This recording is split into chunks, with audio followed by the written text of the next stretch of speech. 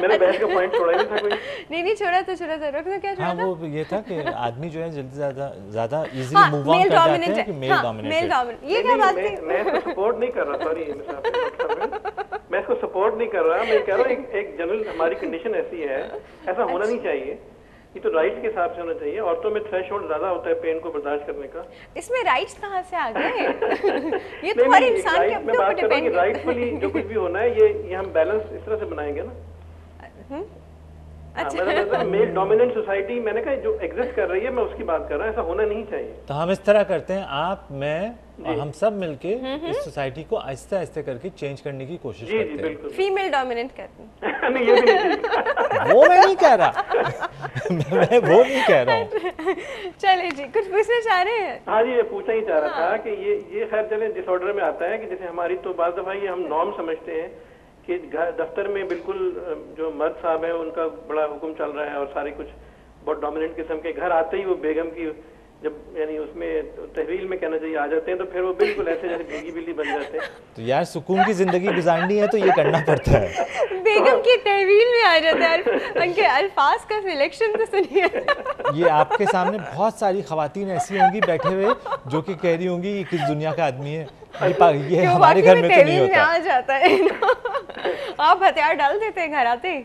नहीं, मैं तो बड़ा बैलेंस तरीके से चलने की कोशिश करता हूँ। जो बात मानने वाली है माननी चाहिए, जो नहीं मानते तो ये भी अच्छा, ये भी आप डिसाइड करते हैं कि ये मानने वाली है और ये नहीं मानने वाली? मैं नहीं डिसाइड करता। अरे ये तो खैर देखें ना, आपकी फिर नॉर्मल पर्सनालिटी फिर क्या होती है वो तो डॉक्टर साहब फिर बताएंगे ना कि किस तरह से चलना चाहिए। हाँ, अब ये भीगी बिल्ली वाली पर्सनालिटी नॉर्मल है कि ऑफिस वाली पर्सनालिटी? वहाँ दफ्तर में तो इतने सख्त और इतने हार्श के भी उनको देख के डर लगे, और उन्हीं को मैंने देखा घर में ऐसे जैसे कंपनसेशन एटीट्यूड कहते हैं इसको। ये भी तो हो सकता है कि घर में चूंकि वो कुछ बोल नहीं सकते तो उनका सारा कुछ जो है वो दफ्तर वालों पे निकालते हैं। ये वाइस वर्सा भी हो सकता है। हम ओरिजिनल पर्सनालिटी पे बात करते हैं कि ओरिजिनल क्या पर्सनालिटी होगी, ठीक है? क्या है या आइडियल क्या है, चलें इसके ऊपर बात। ठीक है जी। अच्छा, इनकी कॉल से ना मुझे एक जोक याद आ रहा है कि खवातीन जो है ना वो दिन में 30,000 वर्ड्स बोलती हैं और मर्द हजरात जो है वो 25,000 वर्ड्स बोलते हैं, ठीक है? मसला तब होता है कि जब मर्द हजरात ऑफिस में 25,000 वर्ड यूज करके घर आते हैं तो खवातीन के 30,000 वर्ड शुरू होते हैं, है ना? चलिए जी, thank you so much for your call. अच्छा जी, हमारे पास कब होता है आपका शो? ये रात को 12 बजे। Thank you.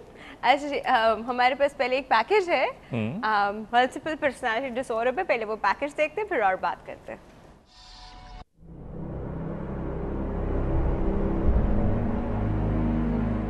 Dissociative identity disorder एक तरह की जहनी बीमारी है जिसमें इंसान अपने दो रूप रखता है। मसलन अगर वो ऑफिस में तो सबसे शफीक अंदाज में बातचीत करता और मामला फ़हम होता है, लेकिन घर में दाखिल होते ही गुस्सा और लड़ाई करता है।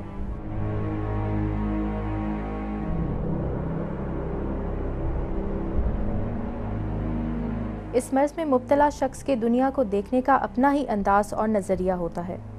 इस बीमारी को पहले मल्टीपल पर्सनालिटी डिसऑर्डर कहते थे और अक्सर स्प्लिट पर्सनालिटी डिसऑर्डर भी कहा जाता है।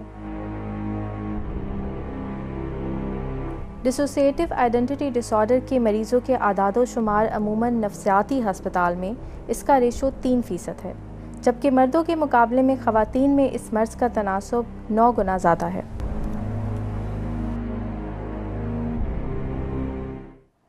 जी, वैसे भी आपने एक पैकेज देखा है जिसमें एक टर्म यूज़ हुई थी स्प्लिट पर्सनालिटी डिसऑर्डर। अब ये भी हम साथ साथ क्लियर करते हैं डॉक्टर साहब, ये स्प्लिट पर्सनालिटी, डिसोसिएटिव, मल्टीपल, ये सब एक ही चीज़ के रिप्रेजेंट कर रहे हैं? यूजुअली आप अगर कॉमन लैंग्वेज में हम यूज़ करें तो स्प्लिट पर्सनालिटी जो है वो एक लेमैन टर्म है जो कि अमूमन स्किज़ोफ्रेनिया की तरफ रेफ़र की जाती है। हाँ, DID के लिए भी यूज़ होती है, लेकिन it is more refer towards के स्किज़ोफ्रेनिया के ये ऐसा मर्ज़ है जिसमें इनकी पर्सनालिटी स्प्लिट हो जाती है। ठीक है, बट इतने कॉमनली अब ये दोनों word multiple personality, split personality अब नहीं यूज़ करते।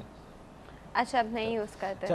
उन साहब के क्वेश्चन का आंसर देना चाहूँगा कि नॉर्मलसी क्या है। देखिए, नॉर्मलसी बहुत ही रिलेटिव है। वो आपकी सोसाइटी, आपका कल्चर, आपके पर्सनल एथिक्स, पर्सनल वैल्यूज़, इन सब चीज़ों के हिसाब से जो है वो नॉर्मलसी बनती है। आप जिस मुल्क में रह रहे हैं उस मुल्क की रूल्स एंड रेगुलेशंस क्या हैं, उसमें क्या सही करना चाहिए क्या नहीं करना चाहिए, दैट ऑल कंट्रीब्यूट्स के जी ओके इस सोसाइटी के लिए ये नॉर्मल है। ठीक है। तो हमारे लिए जो नॉर्मल है ज़रूरी नहीं है कि वो जो है ईस्ट जर्मनी में नॉर्मल हो, तो इट वेरीज अ लॉट। नहीं, वो ये कह रहे थे कि आप when you are in the office तो आप बहुत बॉसी हैं एंड यू रूलिंग एवरीवन और ये वो, और जब आप घर में आ रहे हैं तो आपका attitude all of a sudden जी ऐसा हो गया कि यू नो लाइक अ भीगी बिल्ली। तो इसमें वो कहते हैं कि इसमें नॉर्मल एटीट्यूड इंसान का कहाँ था, वो बॉसी वाला नॉर्मल था या घर वाला नॉर्मल है या कोई और ही पर्सनालिटी है वो, और वो हर जगह बस कंपनसेट कर रही होती है कि इसको उसके इन्वायरमेंट के अकॉर्डिंग डील करो उसको। क्या देखिए, वो हर आदमी का अपना एक पैटर्न होता है। दोनों बातें मैं कहूँगा थोड़ी सी डिसफंक्शनल है कि ऑफिस में आप जो है आपके पास अथॉरिटी है तो आप डांट सकते हैं, घर पे सिंस आपके पास अथॉरिटी नहीं है तो आप जो है वो भीगी बिल्ली बन के रहते हैं। तो दोनों चीज़ें जो है वो गलत हैं। अच्छा, अगर इसके बजाय एक बैलेंस्ड लाइफ हम चूज़ करें तो लाइफ ज़्यादा आसानी हो सकती है। ऑफिस वाले आपको रिस्पेक्ट देंगे, चीखेंगे चिल्लाएंगे तो वो लोग डरेंगे ज़रूर, इज्जत नहीं मिलेगी। अच्छा, एक बात है वैसे ऑनेस्टली जो मैंने लोगों में फील किया कि एक सर्टन एज तक जब तक उनकी पर्सनालिटी डेवलप हो रही होती है तब उनकी ये वेरियस पर्सनालिटीज़ होती हैं ना सेंस। पर्सनालिटी ऐसा कह सकती हूँ कि घर में कुछ और होगी, फ्रेंड्स के साथ कुछ और होगी, बाहर काम के वक्त कुछ और होगी, स्कूल कॉलेज जाते हैं वहाँ कुछ और होगी। तब you know after a while जब आपकी पर्सनालिटी डिफाइन हो जाती है कि this is the way it is, आप कहीं पे भी होंगे, घर पे भी होंगे, बाहर भी होंगे, इधर भी होंगे, फ्रेंड्स में भी हो, आप ऐसे ही होंगे। तो वो एक एज की मैच्योरिटी के साथ एक चीज़, एक पर्सनालिटी बन जाती है आपकी। एक पर्सनालिटी यूजुअली जो है वो इवेंचुअली एक औरत हो या आदमी हो, वो एक इवेंचुअल पर्सनालिटी हो जाती है कि ऐसा है। ऑब्वियसली घर पे हम कंफर्टेबल ज़्यादा होते हैं इसलिए हम नखरे ज़्यादा कर सकते हैं, ठीक है। बाहर जाके हम इस पोजीशन में नहीं होते कि हम टेंट्रम्स जो है वो थ्रो करें, तो इसलिए हम हंस के मिलते हैं सबसे, मुस्कुरा के मिलते हैं, जबकि घर पे तो आप जो भी करें you will get away with it. ठीक है जी, ये कॉल है हमारे पास, अटेंड करते हैं, we can get away with that. अस्सलाम वालेकुम। अस्सलाम वालेकुम। Good healthy morning. कौन बात कर रहे हैं? मैं अस्मा बात कर रही हूँ कराची से। जी अस्मा, आप कैसी हैं? अल्लाह का शुक्र। अच्छा जी अस्मा, हमारे पहले पोल का जवाब दें। पोल का जवाब मेरा भी वही है कि औरतें जो हैं वो देर से रिकवर करती हैं और जेंट्स जो हैं वो जल्दी कर जाते हैं। उसकी ज़्यादा वजह यह है कि वो आदमी जो है वो ज़्यादा मसरूफ़ होते हैं और उनकी वैसे भी तबीयत इस तरह की होती है कि वो ज़्यादा इमोशनल नहीं होते, सर पे नहीं चढ़ाते किसी मैटर को, सर पे नहीं। और ये जो औरत की नेचर ही इमोशनल माँ होने की वजह से ज़्यादा बनाई गई है ना कि उसने बच्चे संभालने हैं, हस्बैंड को देखना है, घर को देखना है। हाँ, तो अगर उसमें ये वाला पार्ट नहीं होता तो वो ये रिस्पांसिबिलिटी सही नहीं करती।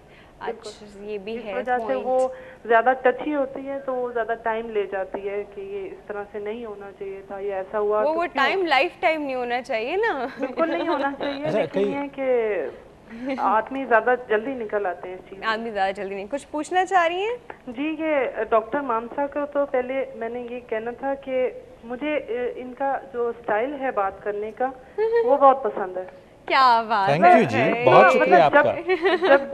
जब भी ये आते हैं पता नहीं, मतलब ये बात कर रहे होते हैं ना तो बस बैठ ही जाती हूँ देखने के लिए, इनकी बात सुनने के लिए। ऐसा लगता है जैसे बिल्कुल अंदर उतर रही हैं बातें, अंदर उतर रही हैं बातें, बाकी सारी सर पे से गुजर जाती है। अच्छा, मैं बोलती हूँ तो वो सर पे से गुजर जाती है। नहीं, ये बात नहीं कर रही, लेकिन ये है कि बीइंग अ साइकोलॉजिस्ट तो इन साइकोलॉजिस्ट और साइकियाट्रिस्ट ये जो है ना इनका स्टाइल जो है ना बहुत अच्छा है समझाने का।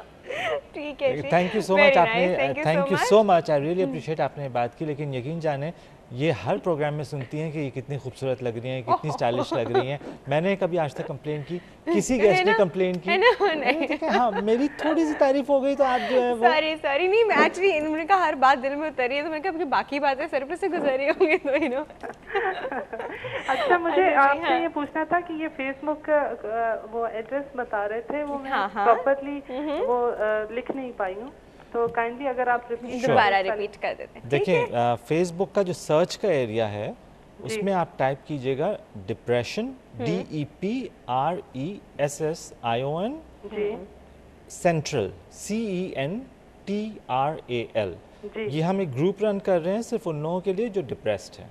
जी। उसके अलावा उसी सर्च एरिया में अगर आप टाइप करें साइक हेल्प, SPSYC जी HELP, ये HELP हेल्प, साइक हेल्प। अच्छा, साइक हेल्प। और ज़्यादातर ये होता है कि अगर आप साइकोलॉजिस्ट को मेल करते हैं ना, तो वो ये कहते हैं कि आप किसी साइकोलॉजिस्ट के पास चले जाएं या हमसे आप अपॉइंटमेंट ले लें, तो उसमें बहुत ज़्यादा आपको पता है कभी कभी बहुत डिटेल चाहिए होती है। आप जो वो 3-4 बातें लिखी होती हैं उनके पीछे एक बैकग्राउंड होता है, और वो बैकग्राउंड समझना जो है वो बिल्कुल बहुत आप सही कह रही हैं, लेकिन ये कि हर दफ़ा तो ऐसा नहीं होता ना। नहीं, हर दफ़ा ऐसा नहीं होता, लेकिन यूजुअली केसेस में ऐसा होता है। थिंग्स बहुत चेंज हो गई हैं। अगर कोई दूसरे शहर में बैठा हो तो मैं तो कम से कम मैं कहता हूँ स्काइप पे बात कर लें। हाँ, स्काइप कर लें। चलिए जी, ठीक है, बाकी बातें हम बाद में करते हैं, ठीक है? Thank you so much for your call. वो बाकी बातें बाद में इसलिए करनी है ना क्योंकि ब्रेक का वक्त हो गया। अच्छा जी, बस छोटा सा ब्रेक है, कहीं नहीं जाएगा, विल बी राइट बैक।